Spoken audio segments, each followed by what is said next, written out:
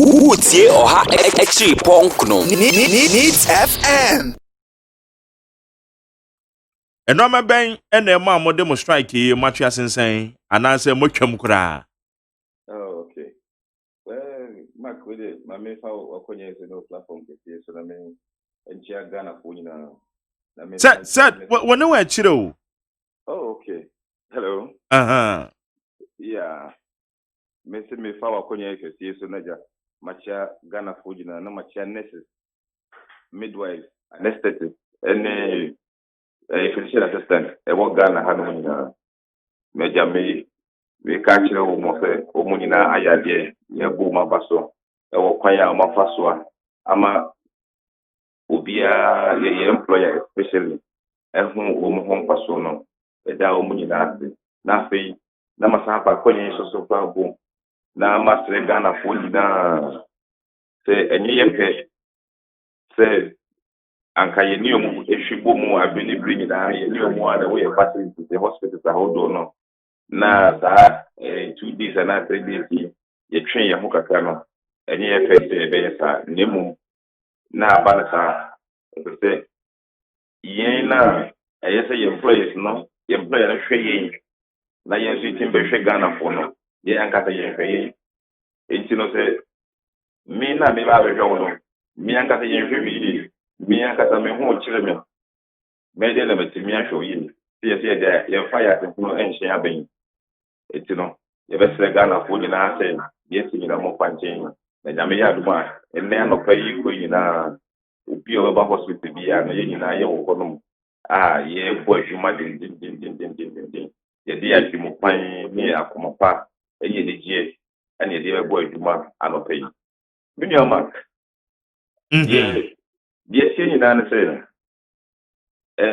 letter no buy no letter of injunction no e buy no that was enrachi enyume no anebayo na said yes so ye Ghana for na yes so no ye book court no ye pese ye nim jebe ma court ni ntimo ye court shey no say ye ne ye employer ye san court na ase na fi ye ko pika ye nsam ye ko ye negotiations no ye die wo see yo ye die ni die ma court no ne ko ye na ye ko ye no so no afei position na ye employer take ye no ye hu say afei die ono so no wasakra ana labor commission so eno aso die hu o labor commission ho so no afei ye hu ye ma ye very positive because labor commission eno a be gina mu say referee papa ana o hwe say ye ni employer no ye bitimi assist ye ntem kama ama ye aso ye enti no eno a ye kosi nyina na say saa ye niamba nyina ya ka na ye employer no empese oni ebe ya adwene no empese obeti kura no afi the employer no eti enti labor commission no ahye ye say nyame ya aduma 4 weeks ana say if I say approximately 1 month ye fanko pika yense nyina na ye via on the 28th ye san report embra na dia kwa kosi no ye famra no mu so enhu bi pati chemu na je se bibia ayekama ye boato ye employer no so boato ye na asudwe aba enti no ye no ayehu ye no ye hu say ye very positive na say kosa na nye na ada bia and then just say the future is bright million back A normal portable be na mo employer ya ban agia tum se wo mo behwe no maka ho asema mam ayo na ye wonia ma be phobia na ye pese na kan ho asema na ye boso kra na chebe na ye employer na kuku apai ba sa anya mo na sisi a e de wache say ye be kwa kwatna na sa anya mo na say ya wo negotiation e bi to say the professional development accommodation transportation and rural incentives and after sa ye adie ba kwa na ye adi nyake pa ye on call facilitation allowance no omo isi amu ni na what you say So money is that na se ne discuss saa de no kama na aso dwaba. Okay. Into accommodation and a rural day. Rural incentive. Rural incentive. Just so my kunkrase and so mo pay additional incentives via the mamo. Edema woman. That's all. Na accommodation nso e de na mo hwese aban ye ontu amodan ka nyina ma mo full cost recovery ana. Oh, and your full cost recovery. And na bele mo kana say. Yeah, no say Ghana for. You say the omani mo aye especially COVID mo no. You say the omani mo aye. Enti no enya de ye di o hawo nyina ba ko for aban so. Nemu ni ye be ka kra bi. No, bi ka kra bi e be ti ya support say you say. Ukuti ya wodan kakra na woni say abaya ma oketu bi a wo so betiri dia so for a wo betiri e dia ye bibi. And I know na get hwehwe. Ana rural incentives no no. Meaning say million what increasing pa na. Omunim doctor, omunim nurse, nipa wo kwa ye midwife.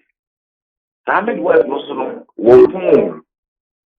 Oba adwuma no ko fi kra ha it will be the wo e so san ba na chi. Obi a wawo ye say dia mo je tu no wonya de fellow DPH. E so san ba na chi. Ana say issue no for bia go be up e so san ba na chi. Sa omu no mo san kurase no. Ana ye say abai de gu mo na ya mo san incentives no. Na ye di obi so ko ho no mo a wo mo say o anya hwe kura no. E kwa me koi abai ni di mechi. Abai e wo bi kakra na e so ma sent o de nyehwe ma me nko. And yes, I will quality as a quarter. Medical assistant on one on the India, one a doctor, one a nurse, one a year administrator, one a year with PRO, a year graphic, engine, or no social home. That's what you man. Or better than no one you or the account here, or the agreement fine, any general to the bonnet or the bonnet, maybe they said, I buy. Ewo baby abai wono e bone chidom ewo wono e ti sa ne ma we ana yes say anka e ya dia na ka ewo ana feche sa be du be we enti no ye mfo ye no ye discuss sa ne ma we ya bia na ye no mama wo kaka say ye mfo ya na ba ti ni kasa ampa sa di we ye faka. Yeah, set. Meba ho na me pese ye tiefo no ntiase ne yehu enoma mo ka ho asem ne yaka accommodation yaka rural incentives ye wo on-call facilitation allowance and akaba akobi eno so kan Ana professional development. Professional development na no ye de ba de. Professional development and no say me an necessity. Me be ye adwuma for years I say metimi ko school bi now metimi ever improve my skills na metimi ko improve my knowledge no ewo adwuma mi no say da be metimi aba be ye adwuma no yie pa na no ebi no so wo be ye sa ma wo nyina be ko so a just say wo nipa na wo de wo vetire nyina na de akubuso na wo ko ye sa de we ana ye say sa adi a wokwa akoye nyina no most of the time LPP no se me yes I development we na eya na akwa se de me workshop no me wo school mana say more like a sandwich program me wo school mu kwa na me sa ye adwuma me wo school mu kwa na me sa ye adwuma ana yes na ban say sa we no so no omwa ye kakra omwa ye and it's a full course because we are not the visa. All the ones who have said that they intimate and developing and now you see intimate Ghana for you. Okay. It's a normal 9 way na mokwa kusi eja na maka ho asem. Because a year is professional development, no. Accommodation, transportation. Okay. Rural incentives. Okay. Transportation so mo pese abanye de omwa mo na mo nya cars bi anase mo transportation abentu abi mamo. Yes. Think aban be person be my car that you wo kan ya an kan je the no cross of an kan ye ni be ho na so je bi kan no say ye pese ye how nyina beto Ghana for so the online that be anasa aban so enti no ye dey say baby ye free ba adwuma no baby ye free ba adwuma no kaka no ye so ya snake clear bi ye so ya snake clear bi na ye dey to full ye dey fa to ye dey fa car ye dey aba no e bi dey aba adwuma eno ano It's not just a muhia transportation allowance. that's right. Okay. Now, yensha dear. On-call facilitation allowance, no. And only the sana musa na maka ho asema wie. Ne yaka ho asema wie. Aban the direct say mo facilities ni na intuamfa amamo. 8% of my basic salary. That's right. Good. It is a say aban no wamo edge atum se wamo betua from a mine futu mana. Ayo. In fact, say na me di kan na me no me di share na me kete. Ye free sisi ya no, the push no. Na ye free atmosphere. Eno a ewo na ewo ye ne omo esemu ni National Labour Commission ntem no. Ye gidi ye say the future is bright. Though omo nyintu mo so mo betia de. Nemu Labour Commission say the bia no say that again you class and if you want you reach some conclusion. Aban no be okay. 9 years or so no yes be okay. Okay. Money Labour Commission ehia pen e was ensemi ho. You Labour Commission ni Labour Commission court na say Labour Commission ni yes see kayan the match lo mo nemu. Let us be a church dia kwa make I say negotiation we no. Make I say negotiations we yes enye week in a chance yes chance bosumi bebre abesle nemu ba ko ni ka de ko e de ma wo say yehwe aban ne question na enya dia ye conditions no why na dream say obey to be dia man. If you said that you did not why not get to dinner, it's in the sense that final another year and the post and you're not comfortable. By a church, Hakatano, and so no year movie. Now we are no matter for all the year negotiations. No, when you are after Mukona. Yet so say mo uniform na mo pese eno so aban so masene aneno de o matwe asensan.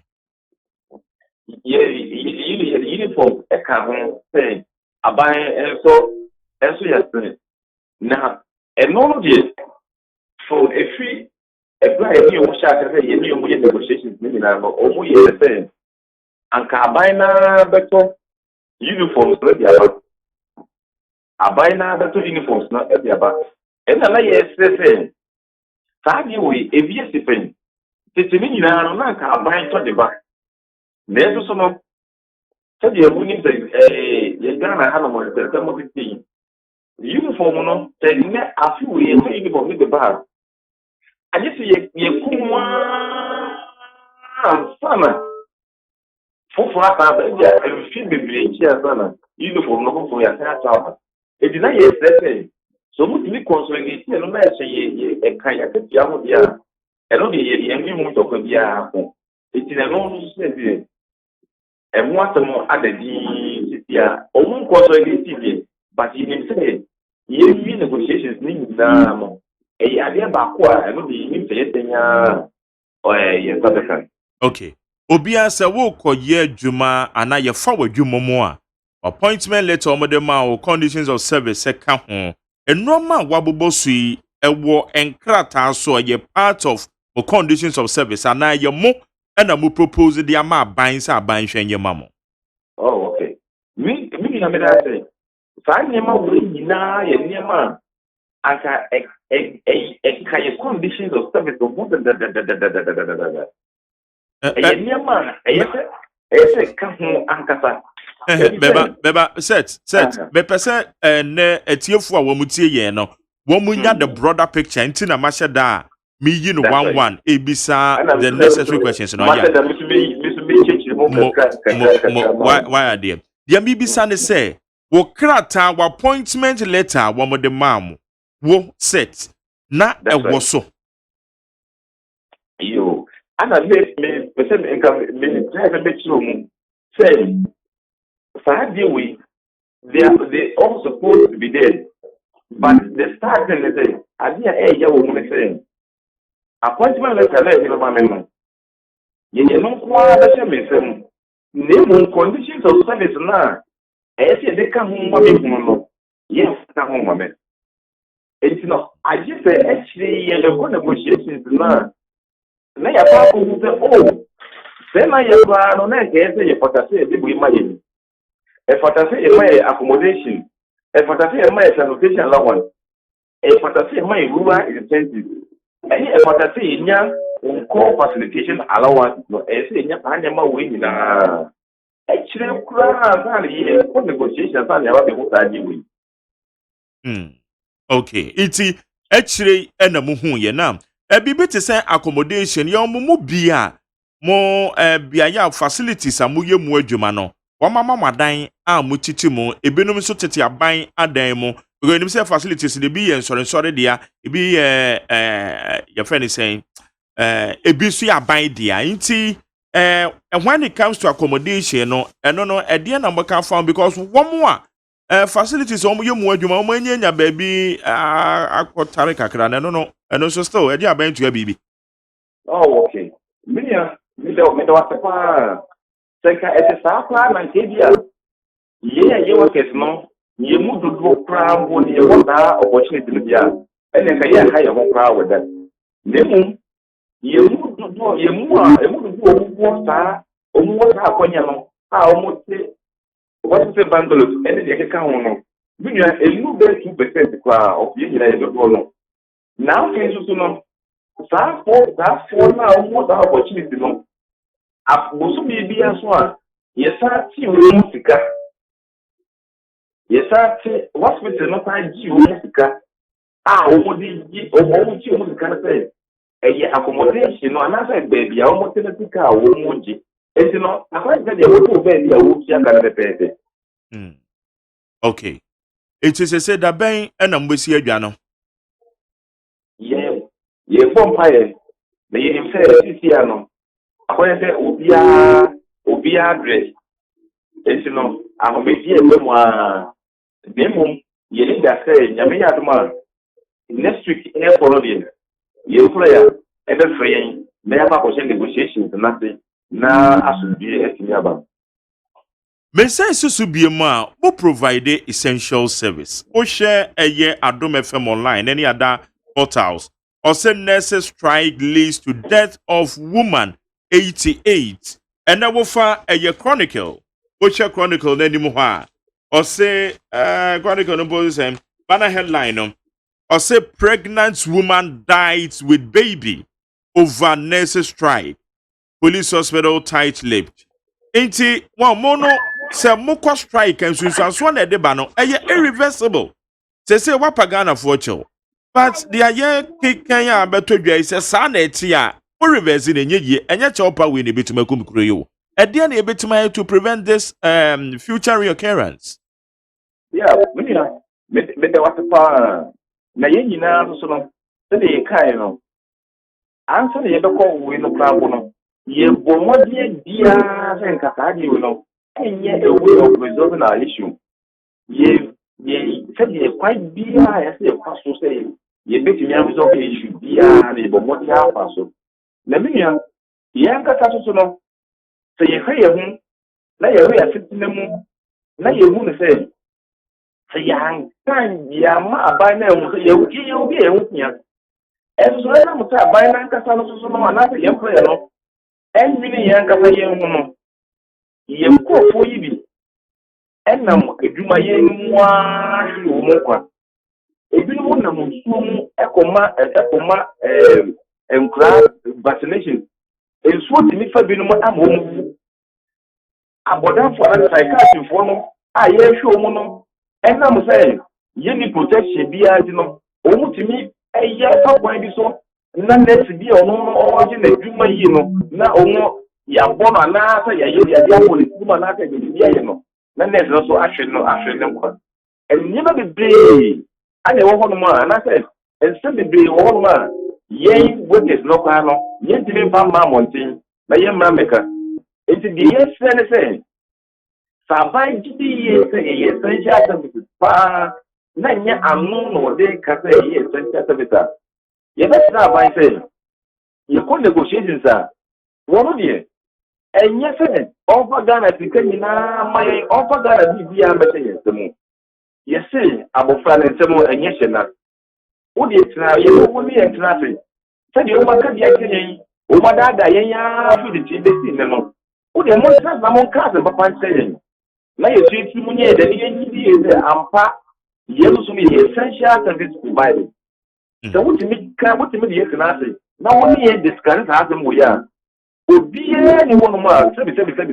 Not Jim would have one on the car, someone I'm a papaya or Jesse.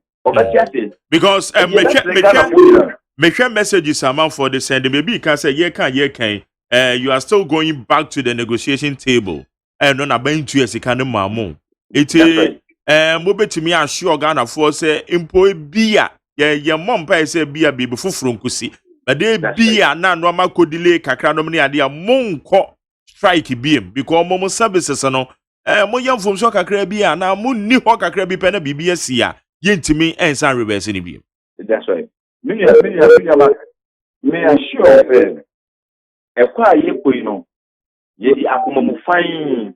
Ye the Jipa, never way to Mano. Nassisi Antono. Labor Commission, Amayachi, said, yes, Salono, a day, you can resolve it. Etino, yet, and yet the delay, and I be high. Ghana for yes, Ghana for Mopa. Etino, the message be to delay with them. No, for so many taxes, no, over for J. Car. The INSA, the message be a negotiation, the message be a you know, Ghana for you now, it's a Ghana for you. Would you show more years soon? Now, by saying essential service provided, and it's a buying company essential service provided, not all you say a year. You didn't know about to Ghana for him. Now, the Ghana for Mumaka Yasam Amayan. It's the Ghana for you now, before 50 years old. Nama say, Jerry, one so then Ghana for you other country.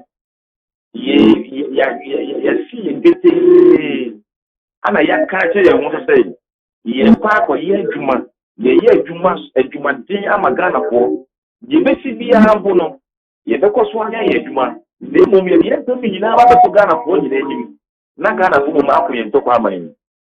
Okay, say abanju to mo a back pay ana ye kan say arrears e wo mo no be pese ontu afamfiri he yo say the ya make an honest yedi kakano. Yes, maybe Anka ye there 10, 20 years gradually, it's in case you can't draw so far. Lady is saying we are not in normal times. Economy no, and I'm community no, and people the net here before no. It's really actually say after 2020 years. Aban entia yesika ewo after 2020 you know aban entia eman.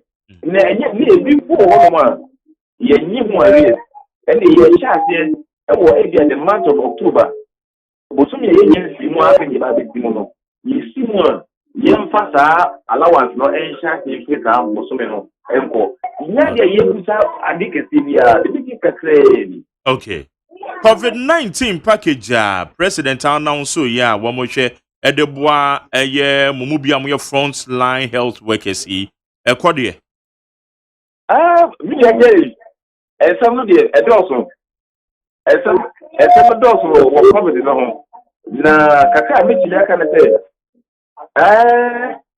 allowance na ibiba but the person that we think regional directors no me this directors no every delay was high issue with you Martin set Makando yada say na no pay say we need din komo yeah it's me that for na ko show no shada na fo na me san ka bi mi to say enne anopay ekoya ye koye dwuma ye koye dwuma din pa amagana fo ye kwa koye dwuma din amagana fo no obi bia wo fi bia enya to pa hospital bia no ye se na umumra ni bi ye if you know, especially and then you're no, a human double. There's no, you think it say, a human would be a operation would be a me and the piano. See, we are not doomed to the grana. Okay. Now, so Gia Banagana for you also, be a mountain. Would ye or ha actually punk no needs FM.